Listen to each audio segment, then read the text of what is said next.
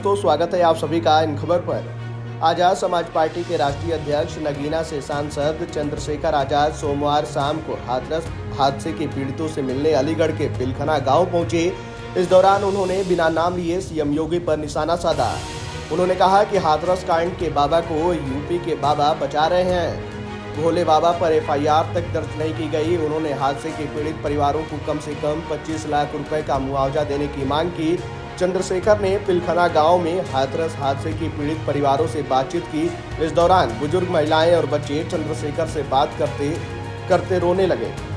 सांसद ने उनको गले लगाकर सांत्वना दी, बच्चों के सिर पर हाथ रखकर पुचकारा। चंद्रशेखर भी भावुक हो गए। उन्होंने कहा कि जब यूपी सरकार ने एफआईआर में भोले बाबा का नाम ही नहीं लिखा, तब उसकी गिरफ्तारी कैसे संभव है। इससे साफ है कि सरकार बाबा को बचाना चाहती है। जरा आप भी सुनिए कि चंद्रशेखर ने क्या कुछ कहा।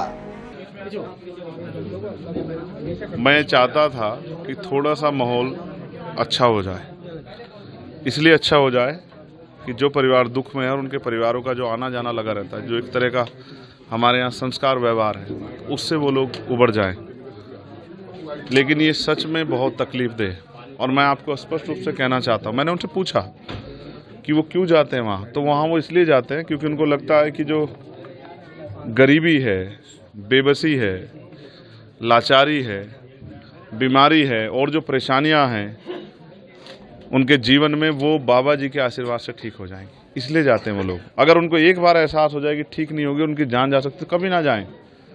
मैंने उनको आज कहा है कि वो समझें, पढ़े लिखे लोगों को समझना पड़ेगा कि बाबा के पास जाने से नहीं, बाबा साहब अम्बेडकर के विचारों पर चलने से ज़िंदगी में बदलाव होगा। और इस घर में आके मुझे एहसास हुआ कि ऐसा नहीं कि ये लोग आगे बढ़ने का प्रयास नहीं कर रहे हैं, इस गरीबी बेबसी की बेड़ियों काटने का प्रयास नहीं कर रहे हैं। ये बच्ची है हमारी छोटी बहन, तैयारी कर रही है, ये मेरा छोटा भाई तैयारी कर रहा है। लेकिन इन्होंने पुलिस की भर्ती का पेपर भी दिया था, लेकिन वो पेपर ही लीक हो गया और उसके बाद चुनाव हुआ। अब तक सुध नहीं ली मुख्यमंत्री जी ने कि भाई वो पेपर दोबारा करा दें तो बहुत सारे गरीबों के बच्चों को रोजगार मिल जाए। ये पढ़े लिखे नौजवान मेहनत कर रहे हैं, प्रयास कर रहे हैं कि इनको रोजगार मिल जाए, लेकिन कोई भर्ती नहीं आ रही है। और जो भर्ती आती है उसमें घोटाले हो जाते हैं 69 शिक्षक भर्ती की तरह, या पेपर लीक हो जाता है। तो ये क्या करें, गरीब गरीब बना हुआ है, अमीर अमीर हो रहा है। देश में जो हो रहा है वो किसी छिपावा नहीं। अब आपकी तरफ से क्या आश्वासन? मैंने उनको विश्वास दिलाया कि जो अभी सत्ता में जो बैठे लोग हैं उनको ये सोचना चाहिए कि 2 लाख 4 लाख रुपए में नहीं होता। इस परिवार जहाँ मैं बैठा हूँ, इसकी 5 बेटियाँ हैं और उसकी जिम्मेदारी और 5-6 बहनों की है। राहुल जी ने भी पत्र लिखा है योगी सरकार को। मैं पत्र नहीं लिखूंगा, मैं जाके कोशिश करूंगा कि केंद्र सरकार से भी, क्योंकि हम पार्लियामेंट में हैं, प्रधानमंत्री जी से भी और मुख्यमंत्री से भी हम लोग प्रयास करेंगे। वो सत्ता में बैठे हैं, अगर वो नहीं समझेंगे दुख तो कौन समझेगा। प्रशासन ने जो कार्रवाई हुई है उससे आप कितने संतुष्ट हैं? क्या कार्रवाई हुई है, क्या कार्रवाई हुई बताइए।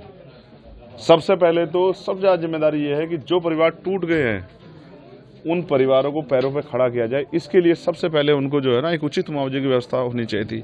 और जो उस हालात में नहीं है, जिनके घर से जिस तरह की समस्या हो गई है कि कमाने वाला, या जो, क्योंकि वो भी अपना घर चलाने के लिए मेहनत करती थी, तो उनके बारे में सरकार सोचे, उनके लिए व्यवस्था है। जिन पर जमीन नहीं उनको जमीन दे, जिनके घर में और पेंशन की व्यवस्था करा सकते पेंशन की व्यवस्था कराए। उन परिवारों को अकेला ना छोड़े, ये सरकार की जिम्मेदारी। मैं तो कहता हूँ सरकार 25-25 लाख रुपए का मुआवजा इन परिवारों को दे। क्या लगता है बाबा पे भी एफआईआर होनी चाहिए? सिर्फ बाबा पे नहीं, हर उस व्यक्ति पे जो इस घटनाक्रम में शामिल हो। सबसे पहले इसकी सीबीआई जांच होनी चाहिए। तो बाबा की अरेस्टिंग होनी चाहिए या नहीं? मुकदमा तो लिखवा दो, प्रशासन की, पुलिस की, पत्रकार। सरकार क्यों बच रही है? क्यों सरकार मुकदमा लिखने की किसी और की जरूरत है क्या?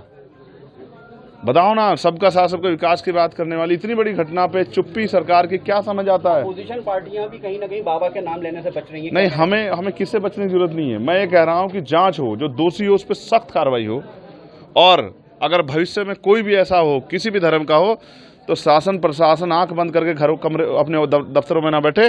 क्या ये इंटेलिजेंस का फेलियर नहीं है? क्या ये LIU का फेलियर नहीं है? क्या पुलिस और प्रशासन का फेलियर नहीं है? क्या ये वो इसके जिम्मेदार नहीं है?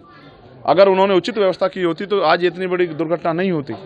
तो मैं ये कहता हूँ एफआईआर भी दर्ज हो और जांच हो कि ये किस तरह से हुआ, और जिन अधिकारियों की लापरवाही उन पर भी कार्रवाई हो।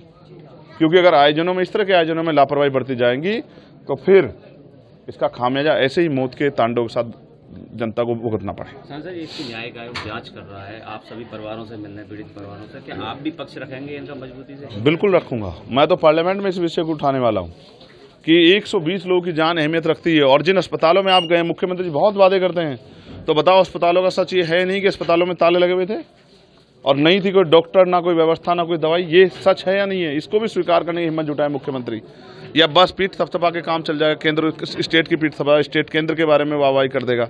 सच बताओ कि अच्छे अस्पताल नहीं है, अच्छे इलाज की व्यवस्था नहीं है, प्रशासन एडमिनिस्ट्रेशन का और पुलिस का फेलियर है, और सरकार जिम्मेदारी ले और 25-25 लाख रुपए मुआवजे की व्यवस्था इन परिवारों के लिए करें, और जो बच्चे बेरोजगार घूम रहे हैं उनके लिए भी रोजगार की व्यवस्था करें। ऐसा भी मुख्यमंत्री को सोचना चाहिए। तो सुना आपने कि चंद्रशेखर ने क्या कुछ कहा है और किस तरीके से बिना नाम लिए ही योगी सरकार पर निशाना साधते हुए नजर आए हैं। खैर, चंद्रशेखर की इन बातों पर आपकी क्या राय है? आप अपनी राय कमेंट बॉक्स में हमें जरूर बताइएगा।